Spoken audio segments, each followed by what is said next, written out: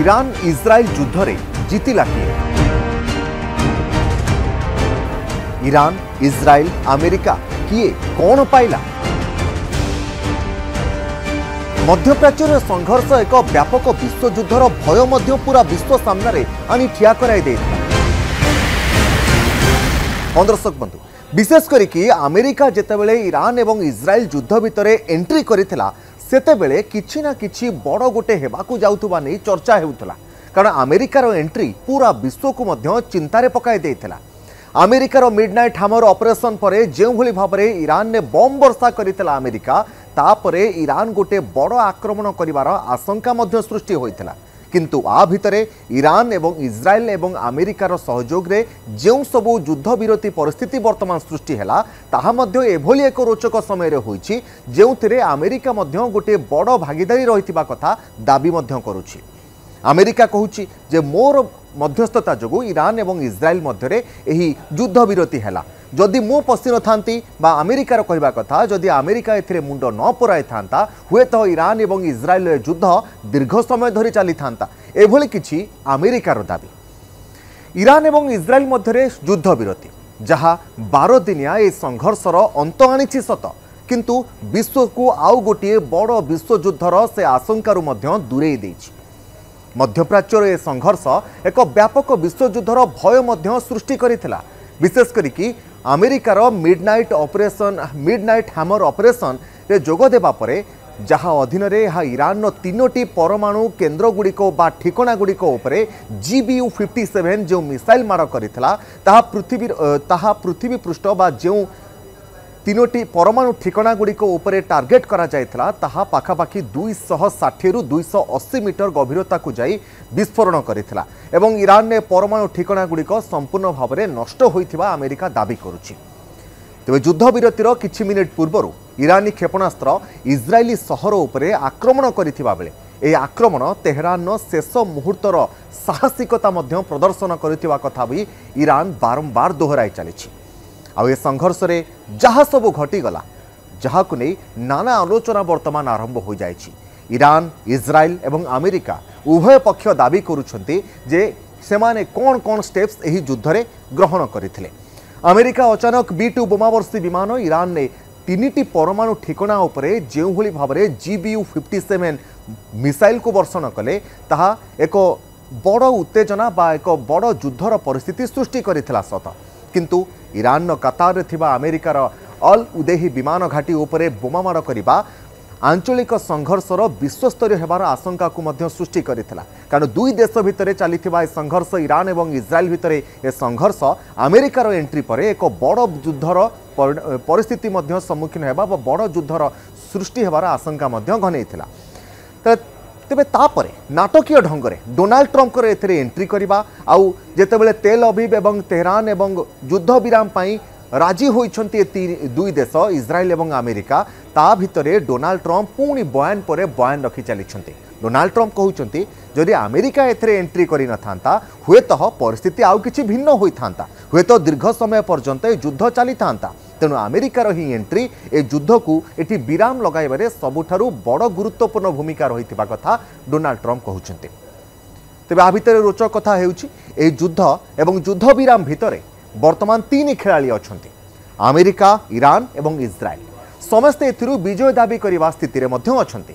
जेमिति कि अमेरिका दाबी करि परिबो जे हा ईरान परमाणु क्षमता को ह्रास करि देछि, सेपली इस्राएल मध्य दाबी करिबो जे तेहरान को यथेष्ट दुर्बल करिबारे इस्राएल मध्य गोटे बड़ भूमिका निभाइछि एवं ईरान मध्य दाबी करि पारे जे विश्वर सबुठारु शक्तिशाली देश विरोध रे ठिया हेबा एवं पछकु न हटिबा विषय रे ईरान मध्य गर्व करिबा स्थिति रे मध्य रहिछि। तेणु 3 देश एभली किछि दाबी करुछन्ति।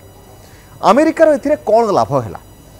दीर्घ समय धरी संघर्षर कूटनैतिक समाधान समर्थन करुथबा अमेरिका रविवार दिन निजर B-2 बोमा वर्षणकारी बम्बर माध्यम ईरान जो 3टी परमाणु ठिकणा उपरे आक्रमण कला ताहार रणनीति परवर्ती समय परिवर्तन कला वाशिंगटन ताकू देखि पूरा विश्वर कूटनीतिज्ञ माने मध्य आश्चर्य हेले जे अमेरिकार एभली स्टेप्स कोन पाई।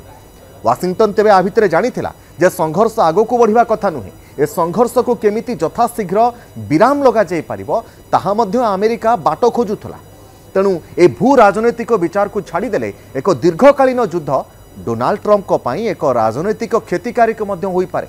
ए युद्ध जेते दिन चली था राजनैतिक स्तर में डोनाल्ड ट्रंपर लोकप्रियता कमी था। एक कथा डोनाल्ड ट्रंप निजे जानी सेपरी भाव में इज्राइल निजे गर्व करुच्ची कारण इज्राइल जो भाव में अमेरिकार सहयोग रे हेउ पछे गोटे बड़ युद्ध लड़िला किंतु परवर्ती समय इज्राइल को किसी भी एथिरे हराइबा हुए तो किसी क्षयक्षति घटी इज्राइल बहुत किसी हराइबा पड़ी किंतु एभली परिस्थिति में इज्राइल गर्व कम नुहे। हाँ आज्ञा इज्राइल कहूँ जे अमेरिका युद्ध में जोग देवा ताकू गोटे बड़ सहयोग कर दीर्घ समय धरी अमेरिका संघर्ष को ईरान बनाम इज्राइल भाव में प्रकाशित करवा इज्राइल बारंबार चेष्टा करी आसुथला जे केमिति ईरान उपरे ईरान केमिति परमाणु शक्ति संपन्न राष्ट्र न हो ताहा ईरान इज्राइल भी चाहूला एवं अमेरिका भी चाहूला किंतु ईरान कहा कथा सुनिबारे नथिला आ एथिरे अमेरिकार एंट्री इज्राइल को सबुठारो अधिक सहयोग करिथिला। ऑपरेशन मिडनाइट हामर मात्र 9 दिन पूर्व अमेरिकार वैदेशिक सचिव मार्क रूबियो कहिथिले जे ईरान विरोध में इज्राइल कार्यानुष्ठान एकपाखिया एवं अमेरिका संपृक्त हेबा यह ठीक नुहे कुआड़े किंतु आगामी दिन में ट्रंप अमेरिकार स्थिति को परिवर्तन करी ईरान सर्वोच्च नेता आयतल्ली अल्लाह खामनेई को धमक देले एवं अमेरिका इज्राइल को मिलित भाव में एक अटैक कर देइथिले ईरान उपरे। तेणु ईरान इज्राइल एवं अमेरिकार मिलित भाव में ठिया हेबा एवं इज्राइल सपोर्ट रे अमेरिका जेतेबेले ठिया हेला ईरान रागिपाची लाल होइतिला। खामेनेई कहिथिले जदि आम उपरे अमेरिका किछि भी स्टेप्स निए आमे परवर्ती समय अमेरिका को मुहतोड़ जवाब देबो किंतु वर्तमान परिस्थिति कौन है ताहा सारा विश्व देखिला कारण विश्वर सुपर पावर आगे ठिया हेबा पई सेभली स्ट्राटेजी दरकार सेभली शक्ति दरकार। तो दर्शक बंधु ईरान ने अमेरिकार विमान आक्रमण बेले तेहरान नुहे बरं विश्व को देखा जाइथिला जे वाशिंगटन तेल अवीव सहित दृढ़ भाव में ठिया होइछि जहाँ पूरा विश्व देखिला। तेज आप भावुवे ईरान कौन फायदा है ईरान बड़ बड़ मिसाइल मार करुला बालिस्टिक मिसाइल पंचम पीढ़ीर मिसाइल ईरान माड़ करथिला। एथिरु ईरान को गोटे फायदा होइछि निज देशर लोकों सामने आयतुल्ला अली खामेनेई जदि आमे देखिबा निजर शक्ति को प्रतिपादित करिसेंती आमे केते शक्तिशाली निज लोकों सामने निजर शक्ति को देखाइबा पई से किछि भी हरकत एमिति करि नाहंती जहाँ तांकर देशर शक्ति को अन्य देश आगे किछि कम करि मापिबो।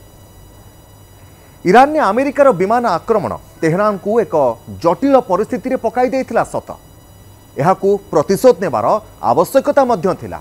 ईरान साधारण लोक माने यार दाबी करुथिले जे किभली यार प्रतिशोध नियाजिबो किंतु विश्वर सबुठारु शक्तिशाली प्रतिद्वंदी अमेरिका को सामना करबा पई हेले सेभली स्ट्राटेजी आपणाइबाकू पड़िबो। तेणु सुचिंतित उपाय रे एक एमिति रास्ता बाहर करिथिला ईरान जहाकू निजर मुह भी बंचीजीव किंतु अमेरिका सामने से माने केबे भी दुर्बल भी देखा जिवे नाही एभली किछि रास्ता बासीथिला ईरान। आ रिपोर्ट अनुसार एक बंकर भितरु आयतुल्ला अली खामेनेई निर्देश देइथिले जे ईरान को प्रतिरोध करबाकू पड़िबो किंतु अत्यंत संयमता उपाय रे। आ ईरान जानिथिला जदि अमेरिकीय माने तांका आक्रमण रे क्षयक्षति हुंती बा मरंती तेबे अमेरिका यार दृढ़ जवाब देबो। तेणु घन घन मिसाइल माड़ करबा आरंभ करिथिला ईरान आ जेउथिरे व्यापक क्षयक्षति होइथिला सत किंतु यह विश्वर सबुठारु शक्तिशाली देश अमेरिका विरोध में ईरान को ठिया हेबा एवं निजर प्रतिच्छवि को बढ़ाइबारे सफल होइथिला। एवं सबुठारु गुरुत्वपूर्ण कथा हेउछि निज देशर लोकों सामने शक्तिशाली वर्तमान ईरान दाबी करि पारुछि अमेरिका विरोध में ठिया होई। मध्यप्राच्य में युद्ध विरति स्वागतयोग्य सत किंतु विश्व शक्ति गुड़िक युद्ध विराम परिस्थिति गोटे प्रकार आश्वस्त करिछि किंतु यह केते दिन पर्यंत शांत रहुछि ताहा मध्य पूरा विश्व अपेक्षा करिछि कारण यह बेसी दिन शांत रहिला भली लागु नाही। एह संघर्ष ईरान को यार परमाणु शक्ति वृद्धि करबा पई अधिक कारण मध्य देउछि एवं ए नै सबुठारु अधिक चर्चा हेउछि कारण ईरान उपरे अमेरिका जेउ भली भाबरे बोमा वर्षण करिथिला ईरान आ पछको हटिबो नाही। पाश्चात्य शक्ति माने स्वीकार करि सारिछन्ते जे ईरान यूरेनियम भंडार कौन होइछि ताहा सेमाने मध्य निश्चिंत भाव में जानी नाहंती प्रकृत तथ्य कौन प्रकृत डाटा कौन ताहा मध्य कहा पाखरे नाही केवल सैटेलाइट इमेज रहिछि। एबे भी कहा जाउछि ईरान 400 केजी रु अधिक यूरेनियम को लुचै रखिछि तेणु कौनसी परिस्थिति रे ईरान पुणी किछि परमाणु एक्टिविटी आरंभ भी करि देई पारे। तेणु ए युद्ध विरति एक आश्वस्तिकर घटना होइथिले मध्य अनेक असमाहित प्रश्न मध्य सृष्टि करिछि।